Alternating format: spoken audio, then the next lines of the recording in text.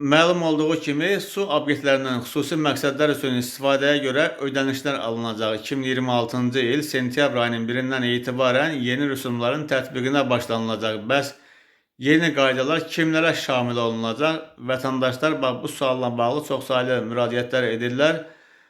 Adından da məlum olduğu kimi, su obyektlərindən xüsusi məqsədlər üçün istifadəyə görə olan ödənişlərdir.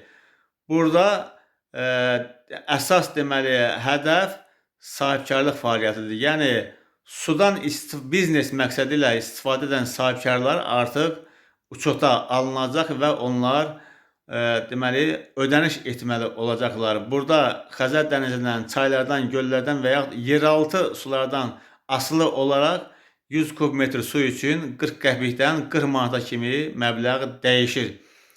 Burada əhali qrupuna aid deyil bu qərar, yəni xüsusi məqsədlər üçün ayrıdır, ümumi məqsədlər üçün ayrı. Əhali ümumi məqsədlər üçün istifadə edir sudan, amma sahibkarlıq fəaliyyəti ilə məşğul olanlar isə sudan xüsusi məqsədlər üçün istifadə edirlər.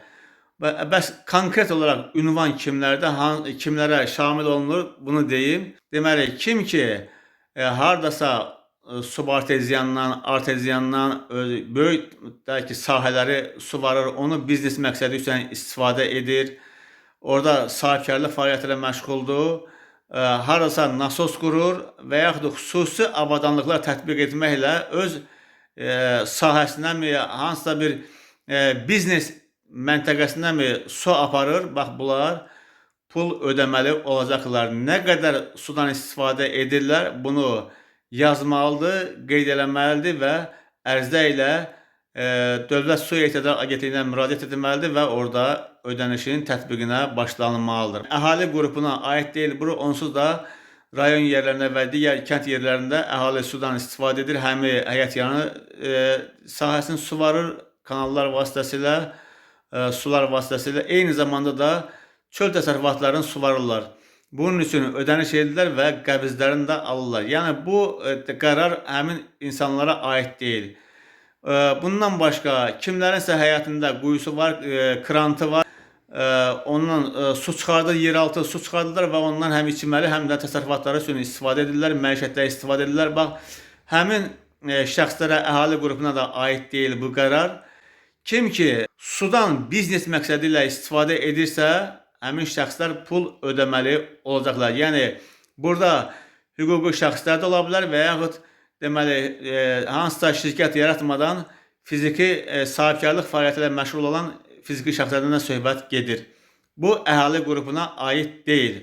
Burada, məsələn, hansısa kanaldan, göldən, şirin su mənbəyindən su dolduran maşınlara da şamil olunacaq bu. Onu da deyim ki, bilirsiniz ki, bu fəaliyyətlə məşğul olan minlərlə insan var.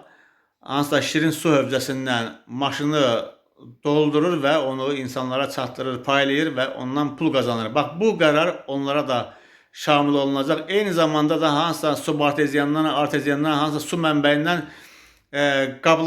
suyu qablaşdıraraq satışa çıxarır, bazara çıxarır, satır.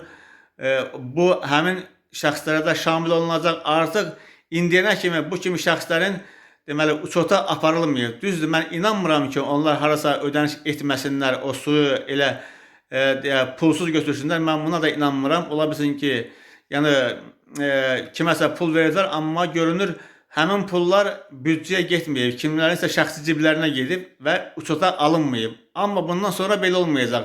Maşından tutmuş digər biznes məqsədi ilə sudan istifadəyə görə ödəniş tətbiq olunacaq və nə qədər sudan istifadə olunur, ona uyğun da ödəniş hesablanacaq. Eyni zamanda kimlərsə balıqçılıq təsərrüfatı yaradıb, həmin göllərdə göllərin doldurulması üçün sudan istifadə olunur. Bundan başqa, həmin suyun buraxılması üçün də hansısa ötürülməsi üçün də hansısa əraziyə sular buraxılır. Yeri gəlmişkən deyim ki, təkcə sudan istifadəyə görə yox, həm də suyun axıdılmasına görə ödəniş tətbiq olunacaq. Dediyim kimi, sırf bu qərar, yeni qaydalar sudan biznes məqsədi ilə istifadə edənlərə aiddir. Əhali qrupuna aid deyil.